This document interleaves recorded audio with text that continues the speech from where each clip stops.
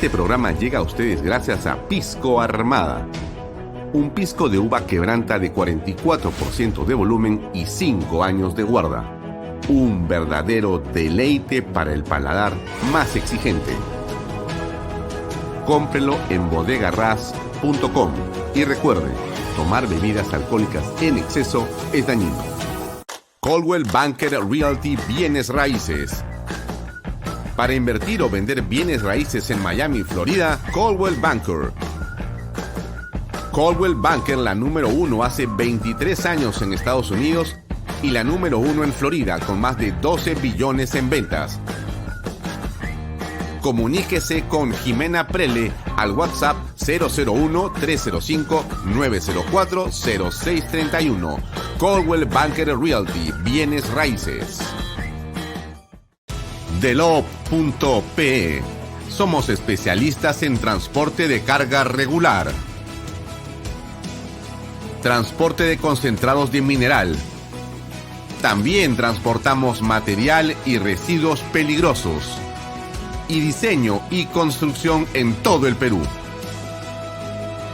Ubíquenos en nuestra web delop.pe.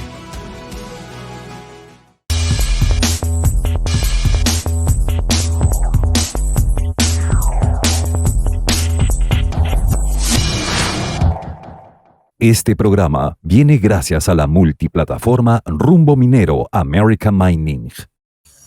Bienvenidos, soy Jorge León Benavides y quiero darles la bienvenida a Enfoque de Negocios. Este programa saldrá a partir de la fecha. Es un programa que hablará de los sectores. Hablaremos de pesca, hablaremos de minería, hablaremos de agroindustria, entre otros sectores.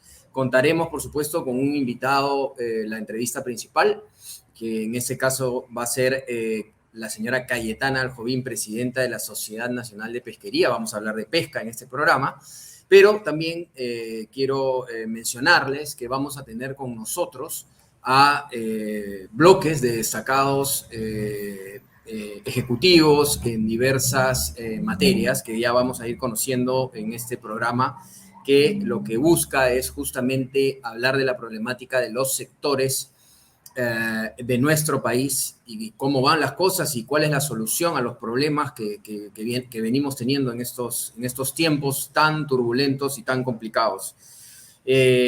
Por supuesto, antes de empezar, quisiera agradecerle a Alfonso Baella por la oportunidad y también mencionarles que el sector pesca, de acuerdo al INEI, es la actividad de pesca acuicultura disminuyó en un menos 7.9%. Hablaremos con Cayetana sobre esto en el cuarto trimestre por la menor pesca marítima y la pesca continental. Sin embargo, a nivel de todo el 2021, la actividad pesquera sumó un incremento de 2.8%, determinado por el avance de la pesca marítima 6.2%. El INEI también informó que la pesca continental registró un incremento de 20.53% por mayor captura de especies para consumo en estado fresco, curado y congelado. Entonces, para saber más sobre esta industria, en breve conversaremos con Cayetana Aljovín, como les comenté. Este programa viene gracias a la multiplataforma Rumbo Minero American Mining. Bien, como habíamos anunciado, nos encontramos ahora con Cayetana Aljovín. Recordemos que no solamente es presidenta de la Sociedad Nacional de Pesquería, que la hemos invitado para hablar de pesca, por supuesto, sino que además su experiencia en la administración pública la ha llevado a ocupar cargos como ministra de Desarrollo e Inclusión Social, ministra de Energía y Minas y canciller de la República, nada menos. Bienvenida, Cayetana, a Enfoque de Negocios. Gracias, Jorge, por la invitación. Muy buenas noches.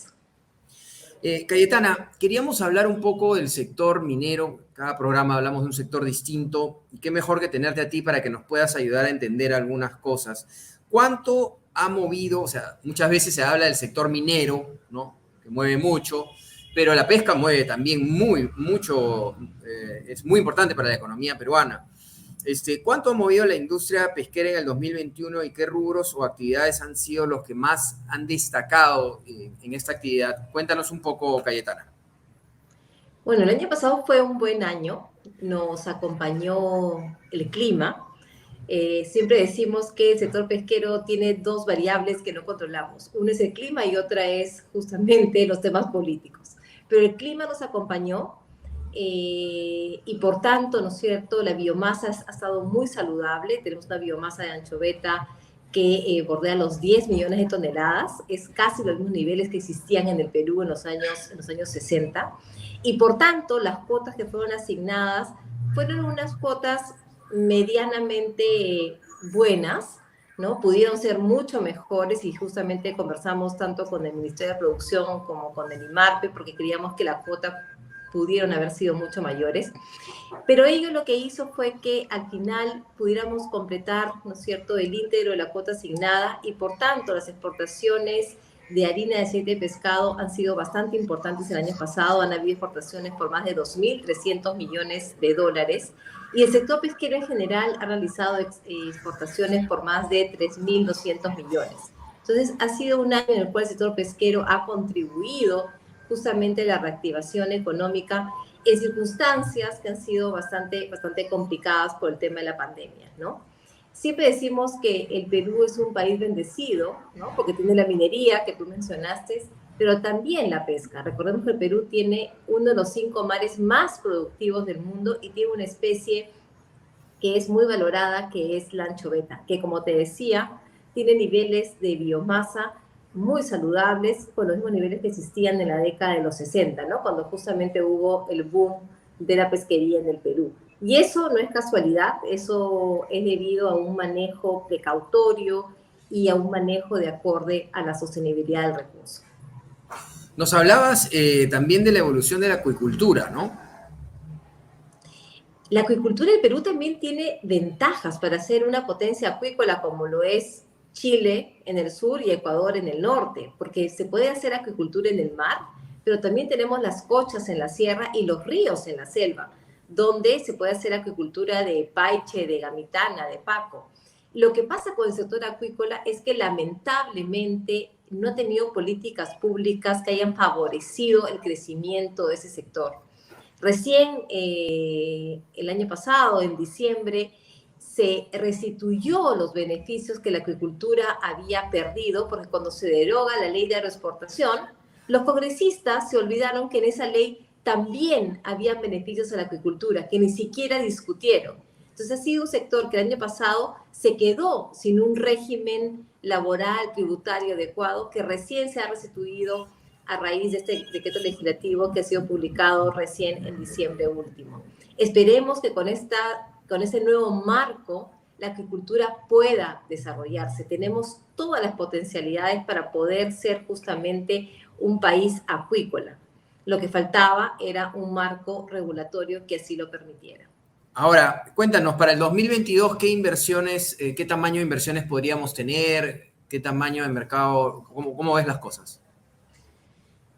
El clima está siendo favorable, nosotros están justamente realizando el crucero que denominamos de verano, que lo realiza el IMARPE y en función de eso tiene que determinar cuánto es la biomasa de anchoveta y cuánto es la cuota. Nosotros esperamos que la biomasa de la anchoveta, estimamos, nuestros cálculos es que se mantienen los 10 millones de toneladas y por tanto la cuota que debería asignar el IMARPE para la primera temporada también debería estar en el orden, ¿no es cierto?, de lo que fue otorgado el año pasado y quizás más. Eso en realidad lo que hace es tener muy buenas perspectivas para el sector y podríamos, ¿no es cierto?, estar contribuyendo con lo mismo que contribuimos el año pasado, ¿no?, con esos 2.300 millones de exportaciones, ¿no? Esperamos que así sea, esperamos que el clima se mantenga como hasta ahora y que también los temas políticos no afecten al sector, que el IMARPE se mantenga de manera independiente y que los cálculos que se realicen sean de una manera técnica y profesional. Ahora, poca gente conoce sobre el aporte al fondo de jubilación y al canon, ¿no? ¿Cuánto ha venido aportando la pesca, digamos, en estos dos rubros? Mira, la pesca en general, y eso es un dato bastante importante, aporta el 47% de su utilidad operativa va al Estado. Y eso es un dato bastante importante porque incluso es un poquito más, ¿no es cierto?, de lo que aporta la minería de manera proporcional, ¿no? 47% de la utilidad operativa va para el Estado. Eso es entre impuestos, entre derechos de pesca y también una serie de aportes que se realizan, ¿no es cierto?, aportes sociales, ¿no? El derecho de pesca fue incrementado en más de un 70% en el año 2019. Y, por ejemplo, el año pasado, en canon pesquero se ha distribuido más de 131 millones de soles, de los cuales, ¿no es cierto?, unos 30 millones han ido a los gobiernos regionales y el resto ha ido a los gobiernos locales donde se realiza la actividad. Yo creo que es bien importante que la ciudadanía, sobre todo los pobladores, ¿no es cierto?, de las caletas, conozcan que hay un aporte significativo que se realiza tanto al gobierno regional como a los gobiernos locales, justamente para desarrollar una serie de actividades que deberían estar vinculadas con el sector pesquero y no estar, ¿no es cierto?, siendo destinadas pues al pago de gasto corriente, ¿no? Lo que se busca es que el canon justamente se invierta en temas de desarrollo productivo en las zonas y creo que son los ciudadanos los que tenemos que exigir que así sea. Para terminar, Cayetana, ¿por qué no podemos crecer más? ¿Qué falta? ¿Qué leyes están un poco trabando? ¿Cuál es tu mensaje al gobierno, a los gobiernos en general? ¿Qué es lo que nos falta? ¿Cuáles son esas herramientas para que realmente la pesca, siendo, como tú bien dices, uno de los sectores importantes del país, realmente se desarrolle mucho más? Porque tiene mucho más potencial. Tiene muchísimo más potencial. Por ejemplo, hoy por hoy tenemos una cuota, por ejemplo, limitada de jurel. La cuota de jurel es una especie que ha regresado al mar, Jorge. En años pasados no había jurel, hoy lo encontramos. Hay abundancia de jurel, pero sin embargo las cuotas que se le otorga a la pesca industrial en jurel son limitadas. Y eso lo que al final hace es beneficiar a nuestro vecino país del sur, ¿no? Y no a los peruanos. Podríamos también, ¿no es cierto?, tener una industria mucho más desarrollada de pesca de anchoveta en el sur del país, pero sin embargo, desde el año 2011 se cerraron el régimen especial de pesca en el sur. Y eso lo que ha hecho es que la anchoveta que está en el sur se vaya a Chile y que no la podamos pescar los peruanos. Una cosa que es absurda, que hemos hablado con el ministerio infinidad de veces. Y lo que ha hecho es que en el sur, lamentablemente, se cierren 7 plantas pesqueras y se pierdan casi 7.000 puestos de trabajo. Entonces ahí tienes una medida concreta que debería retomarse, establecer un régimen especial de pesca en el sur. Atún, podríamos ser una potencia atunera. Ecuador lo es. Y compartimos, ¿no es cierto?, el mar con Ecuador. Si Ecuador lo es, ¿por qué Perú no lo es? Perú no lo es porque lamentablemente nosotros pagamos el combustible más caro de la región y comparado con Ecuador, el combustible es 3 veces más caro. Y eso es una limitante para poder desarrollar la pesca de atún porque es una pesca que se da en alta mar, muy lejos de las costas. Entonces solamente los peruanos aprovechamos el atún cuando pasa pegadito a las costas, que es solamente 3 meses al año. Tenemos 9 meses que lo estamos desaprovechando. El atún podría generar más de 70.000 puestos de trabajo en la zona norte y sobre todo empleo para mujeres, ¿no? Porque es intensivo en mano de obra. Es el colmo que estemos importando atún tailandés o atún de Vietnam cuando tenemos el atún en nuestro mar. También podríamos, ¿no es cierto?, ser mucho más competitivos si se reducieran una serie de sobrecostos que tiene la industria pesquera. Hemos estado trabajando en la reducción de los mismos, pero todavía falta muchísimo para poder realizarlo. Y un tema que es importantísimo es cómo apoyar la pesca artesanal. Medidas concretas para el pescador artesanal, que además ha sido tan golpeado por el tema de la pandemia y ahora por el tema del derrame de Repsol. El pescador artesanal necesita crédito. Para eso requiere programas de formalización, requiere que exista infraestructura, desembarcaderos, requiere una cadena de frío para que sus productos no tengan que venderlos en el día, sino que justamente los pueda vender cuando las condiciones de precio son favorables. Tiene un mercado casi virgen en la sierra, pero no puede llegar a la sierra porque no existe la cadena de frío. Y yo creo que ahí es donde el Estado tiene que trabajar para poder lograr que la pesca artesanal también se desarrolle y sea una fuente de empleo digno para las personas que lo desarrollan. Bien, Cayetana, muchísimas gracias por estar con nosotros en nuestro primer programa de Enfoque de Negocios.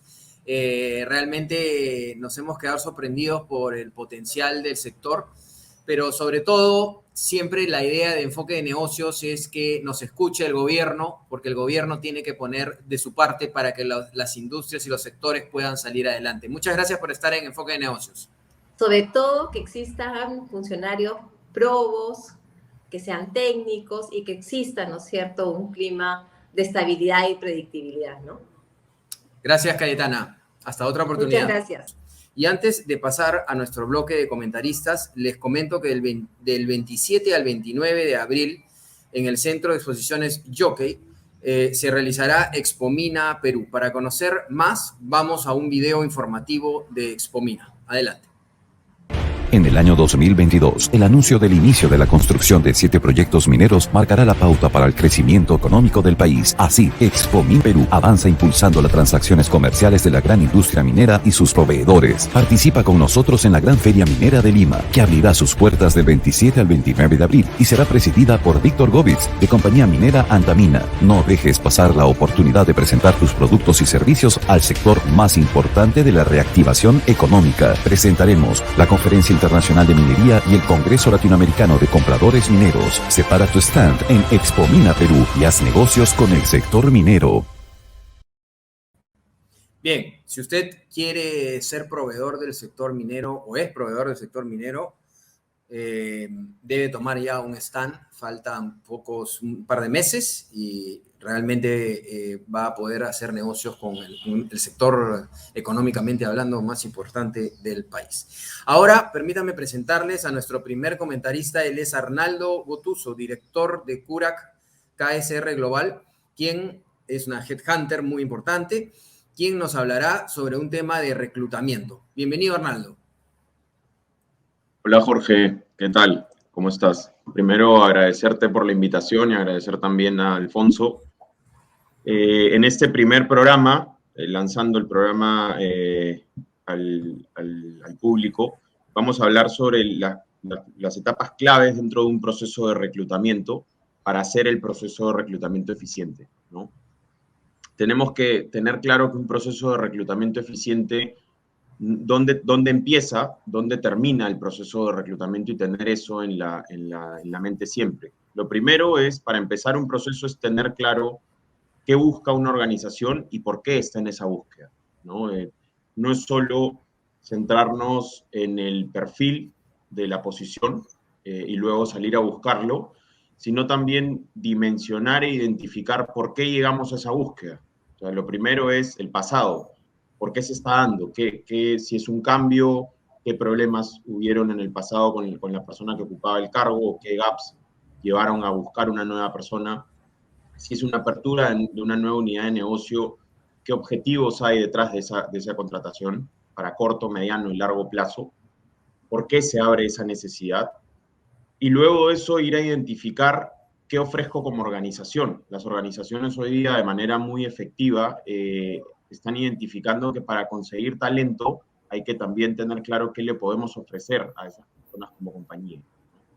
Y luego dimensionar dónde lo voy a ir a buscar y tener claro que el proceso de selección no termina con la contratación. El proceso de selección, ya, digamos, en la contratación ya tienes identificada a la persona que va a ocupar el cargo, es la persona que se va a comprometer con las funciones y los logros esperados para la posición. Pero el proceso de selección continúa, porque hay una etapa de llegada muy importante, hay una etapa en la que se genera el vínculo entre el empleado y la compañía, que es muy importante en el proceso, sobre todo en los primeros meses donde los niveles de incertidumbre son bastante altos y donde, sobre todo en esta coyuntura, que no todos estamos en ya presencial, sino que es más remoto, es muy importante tener claro el tema de cómo engancho al profesional con la compañía y viceversa. Bien, Arnaldo, quería hacerte unas preguntas. ¿Cómo debe buscar trabajo un profesional en estos tiempos? Estamos en una situación donde se habla de más de 2 millones de nuevos desempleados. La gente está muy nerviosa con temas del gobierno actual. ¿Cómo es que debe buscar trabajo un profesional en estos tiempos? Mira, lo esencial, Jorge, acá es tener claro. Lo primero es buscar, muchas personas lo dicen en el mercado, ¿no? Buscar empleo es un empleo muy importante que a veces no tenemos en consideración, que es el factor emocional, la seguridad, la actitud, la determinación, que es lo que principalmente se está valorando mucho en estos días, ¿no? El colaborador debe poner en una balanza qué es lo que quiere, qué es lo que busca como compañía y tener ese horizonte de empresas claro. También identificar a los interlocutores que pueden participar en un proceso de reclutamiento de su nivel, ¿no? Yo creo que este factor es clave hoy día en el mercado. Se recomienda mucho cuando una persona está sin empleo o en proceso de recolocación, trabajar de manera muy fuerte y disciplinada en la red de contactos, tener la mayor cantidad posible de reuniones de networking digamos, ir identificando organizaciones. Pero un factor que se empieza a descuidar es la parte emocional y de motivación del candidato. ¿A qué voy con esto? Imagínate que tengas 40 o 50 reuniones de networking y no consigas recolocarte en una posición. Probablemente van a empezar a saltar dudas al profesional. ¿Lo estoy haciendo bien? ¿Soy bueno? ¿Estoy afrontando bien las entrevistas? ¿Estoy contando cosas que son necesarias en un proceso de reclutamiento? Y eso puede generar dudas personales. Pero de repente todo se basa en con quiénes me estoy reuniendo. De repente las personas y los interlocutores con los que estoy teniendo reuniones de contacto no necesariamente toman decisión de contratación de un perfil como el mío en esa empresa en la que estoy yendo, ¿no? Entonces, yo creo que acá es clave identificar, hacer un assessment personal del profesional, ver cuáles son mis puntos sólidos, cuáles son mis puntos de mejora, cuáles han sido mis logros a lo largo del tiempo profesional que he tenido en las empresas que he estado, y empezar a identificar en el mercado en qué empresas podría sumar valor y qué empresas podrían sumarme a mi valor como profesional. De acuerdo. Ahora, ¿qué aspectos deben trabajar y potenciar ya los profesionales de hoy? Mira, en este punto el mercado es muy dinámico, ¿no? Y sobre todo varía mucho de acuerdo a las industrias, pero lo más importante es escuchar al mercado. Si, por ejemplo, eres una persona que está buscando una posición comercial o una posición financiera, de repente sería conveniente hacer un benchmark de qué tienen estas posiciones comerciales o financieras en las industrias en las que estoy buscando, ¿no? Si veo un grupo de skills necesario, un grupo de competencias necesarios que ponen en estos perfiles, entonces debo empezar a comparar esas competencias que buscan estas posiciones con las mías y empezar a fortalecer esa parte. No perdamos de vista que Perú, al igual que muchos países de Latinoamérica y muchos países del mundo en general, se valora mucho la experiencia profesional todavía aún más que los estudios, ¿no? Entonces, no todo recae en la experiencia, no todo recae en los estudios, es un mix, pero hay que ver qué está demandando el mercado, analizarlo, estudiarlo y luego compararlo con mi oferta de valor como profesional e ir a los lugares donde considero podría sumar mucho valor, ¿no? Ahora, para los que están postulando, ¿qué valoran las organizaciones hoy en día? ¿Qué es lo que valoran?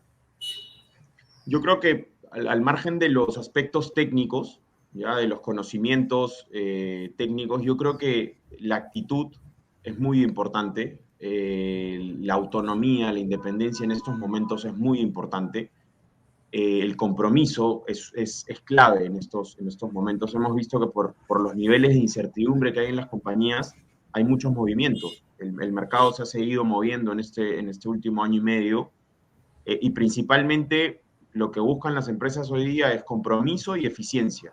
Gente que quiera trabajar en estructuras y en organizaciones eficientes, apostando por cuidar los resultados de la compañía y con compromiso de dar la mía extra en todo momento. Bien, Arnaldo, muchísimas gracias por estar con nosotros.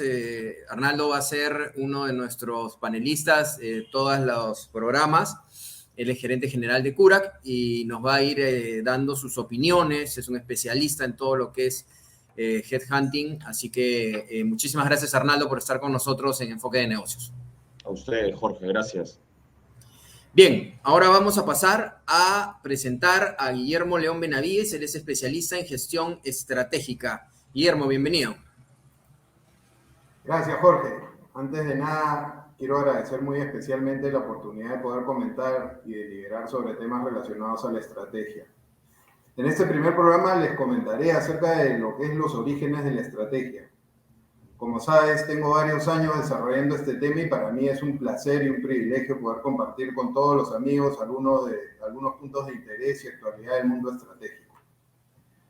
Bueno, creo que un buen tema para darle inicio, como comenté, a este espacio es ir a los orígenes de la estrategia, ¿no? ¿Desde cuándo se utiliza la estrategia? La respuesta es simplemente desde que existe el hombre. La estrategia de supervivencia entre los primeros sapiens llevó a la especie a juntarse, organizarse y actuar hacia un objetivo común que es una mejor calidad de vida. Luego, para defender los logros económicos de esta estrategia de supervivencia se utilizó para las guerras. Por ejemplo, tenemos los famosos tratados de estrategia militar fantásticos, como el arte de la guerra del mitológico general chino Sun Tzu de los años 500 a.C., y así la aplicación de la estrategia se da también ya posteriormente en las eras feudales, monárquicas en adelante. Ahora, ya con la revolución industrial aparece la semilla de la estrategia empresarial como la conocemos hoy. Y desde los años 40 el tema estratégico ya se dinamiza más con la teoría de los juegos y temas de más a largo plazo como la visión de la empresa, la planificación, etc. Pero, ¿qué es en sí la estrategia? En realidad puede sonar muy importante, medio complejo, pero en realidad es tan simple como una técnica para lograr un objetivo a través de un plan de acción, tomando en cuenta todo lo que vamos a requerir de fondos financieros, de capital humano para lograrlo, pero sin dejar de lado los indicadores que nos permitan monitorear todos los avances y hacer correcciones. El mundo de la estrategia es un mundo de proyección. Un juego fantástico de ajedrez que pide observar, filosofar sobre la realidad y descubrir las claves para tener éxito en cualquier tema que uno se proponga en realidad. De acuerdo. Muy interesante toda esta idea de la estrategia, pero da la impresión de un poco de rigidez en un mundo que cambia constantemente. ¿Cómo podemos lograr una estrategia, digamos, que se adapte a... Tenemos hoy en día pues una realidad cambiante, ¿no? Entonces, ¿cómo podría adaptarse la estrategia a estas realidades cambiantes constantemente, ¿no? Sí, mira, tienes toda la razón, Jorge. Mira lo que está ocurriendo hoy en día en nuestro país, los idas y venidas políticas. Esto genera una volatilidad en el mercado, en el entorno, y las contingencias realmente son impredecibles. Por ello, nunca es posible saber con exactitud qué factor podría haberse afectado con algún acontecimiento fortuito. Lo que sí es posible es delimitar con acciones y escenarios alternativos en caso de que el plan original no se pueda ejecutar como se pensó en primera instancia. En realidad, todo puede cambiarse para que la estrategia alcance su objetivo. Es como una carta de navegación. Debemos mirar constantemente los movimientos de las mareas para ir trazando nuestro camino. Ahora, las decisiones entonces son fundamentales para la implementación de una estrategia. Sí, es correcto. Una decisión en realidad es más estratégica en la medida que sus consecuencias sean más irreversibles. Si no se está completamente seguro de asumir cada una de estas consecuencias, entonces hay que evaluar con mayor precisión la alternativa para tomar una decisión. De acuerdo. Bien, Guillermo, muchísimas gracias por estar con nosotros en Enfoque Negocios. Guillermo estará con nosotros desarrollando estos temas tan importantes como es la estrategia de los negocios todos los martes que estaremos aquí en Canal B. Gracias, Guillermo. Gracias, Jorge. Bien, ahora quiero presentarles a Giovanni Ugarelli. Él es director general de CAEFER, quien enfocará el tema de innovación y tecnología. Giovanni, bienvenido. Muchísimas gracias, Jorge, por la oportunidad de participar en este programa Enfoque de Negocios. En este primer programa quiero aprovechar la oportunidad para comentar sobre la inteligencia artificial, ¿no? Y cómo se puede aprovechar la inteligencia artificial en el mundo de los negocios, ¿no? Cuando hablamos de tecnología, siempre pensamos en las revoluciones industriales, ¿no? Primero tuvimos la automatización de la cadena de suministros y la automatización de las líneas de ensamblaje de autos de la compañía Ford. Luego se avanzó como un segundo paso con la automatización de las máquinas.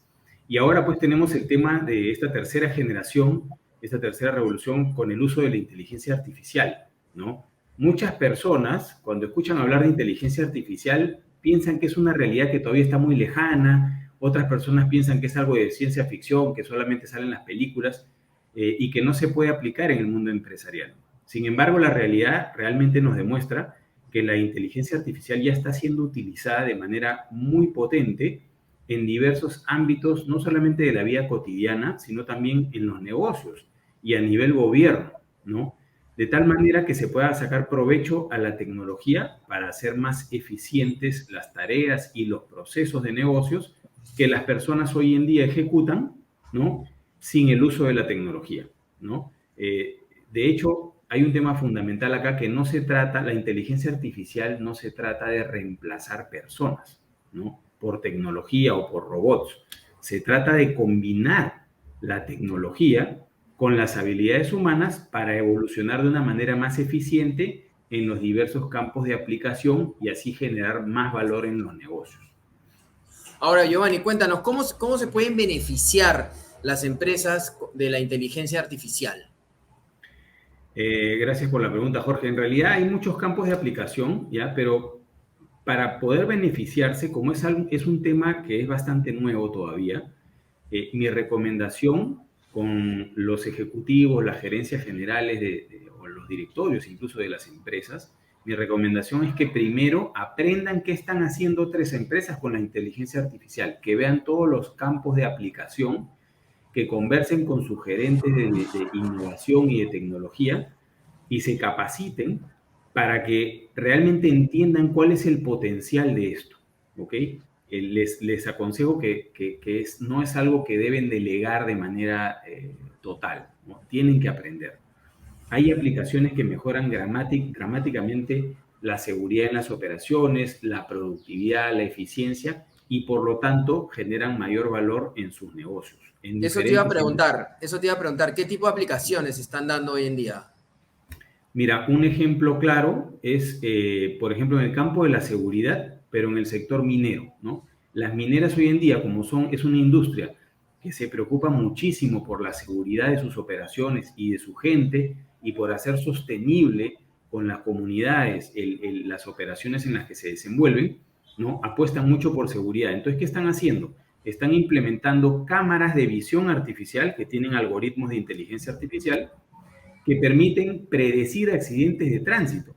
Entonces, con esto bajan dramáticamente los accidentes, salvan vidas, hacen operaciones más eficientes, tienen mucho menores paralizaciones por accidentes, tienen mejores relaciones con las comunidades y en general se traduce en un mayor valor para la compañía en sus operaciones. ¿Representa una amenaza para las empresas y para los profesionales el no capacitarse?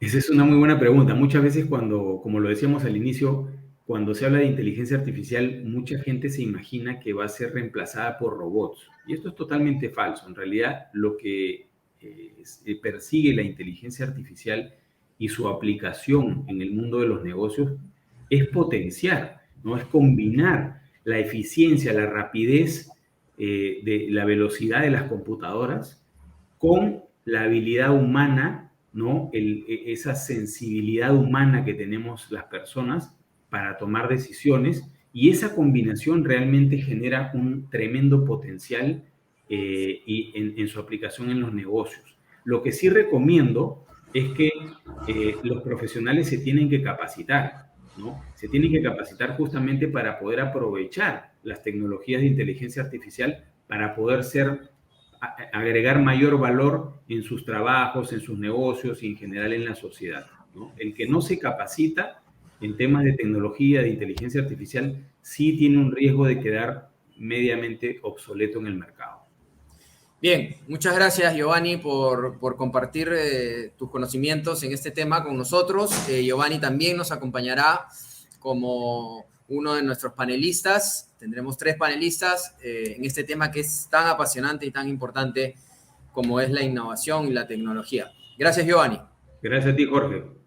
Bien, hemos llegado al final de Enfoque de Negocios. No se olviden, los martes a las 8 de la noche en Canal B estaremos con Enfoque de Negocios hablando de los diversos sectores, realmente los temas importantes para poder salir adelante con la economía de nuestro país. Tenemos que hablar de los sectores que son los temas importantes hoy en día. Se habla mucho de política, que puede ser también importante para el futuro, pero no hablamos de los sectores. Y ese es el tema que quiere tocar Enfoque de Negocios. Vamos a hablar todos los martes a las 8 de la noche de diversos sectores que son importantes para el desarrollo de la economía de nuestro país. Nos vemos el próximo martes a las 8 de la noche aquí en Canal B.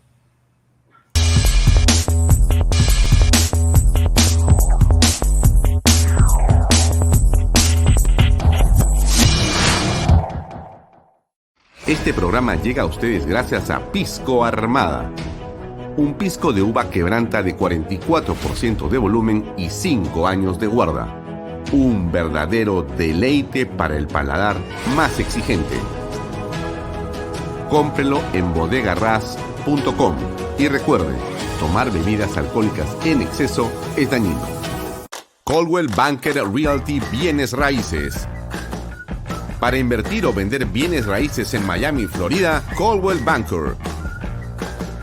Coldwell Banker, la número 1 hace 23 años en Estados Unidos y la número 1 en Florida con más de 12 billones en ventas. Comuníquese con Jimena Prele al WhatsApp 001-305-904-0631. Coldwell Banker Realty, Bienes Raíces. Delop.pe. Somos especialistas en transporte de carga regular. Transporte de concentrados de mineral. También transportamos material y residuos peligrosos. Y diseño y construcción en todo el Perú. Ubíquenos en nuestra web delop.pe.